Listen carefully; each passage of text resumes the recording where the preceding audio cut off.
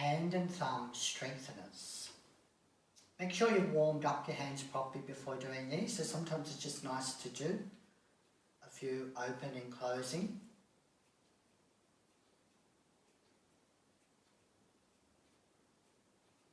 And make a fist and lift your thumbs to strengthen and activate your thumbs.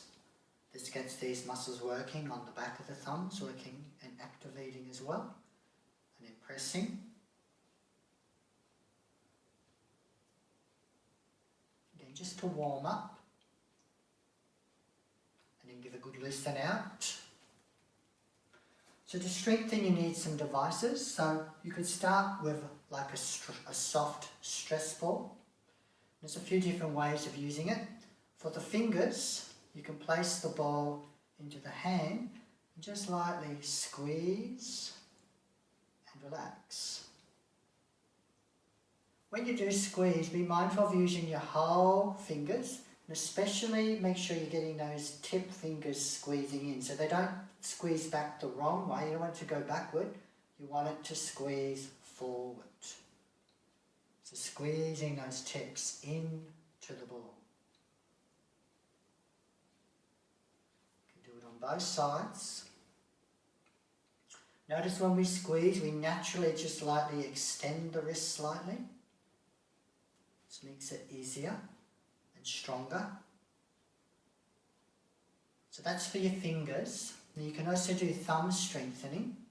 So you place the ball into the finger hands and you bring your thumb so it's onto the ball. And you're going to just squeeze the thumb into the ball. So it's really important with this one, just feel the squeeze. And notice again how I'm bending that knuckle. So you're trying to squeeze and relax. And what we're trying to do is not have the thumb tilt to the side. You want to keep the thumb flat so it doesn't roll inward and strain the thumb joints. Again, do it on both sides, so squeezing the tip of the thumb and careful it doesn't roll inwards, keeping the flat of the part of the thumb so it squeezes evenly through the flat of the thumb. This is going to help to strengthen these muscles around the thumb as well, especially helpful if you do get some of that arthritic problem. So these are hand and thumb strengtheners. If you have a little bit more strength and you want to progress, you could make use of grippers. So you can get special grippers which have a little bit more resistance than the ball. And again, you can do the fingers, where you're squeezing with the fingers.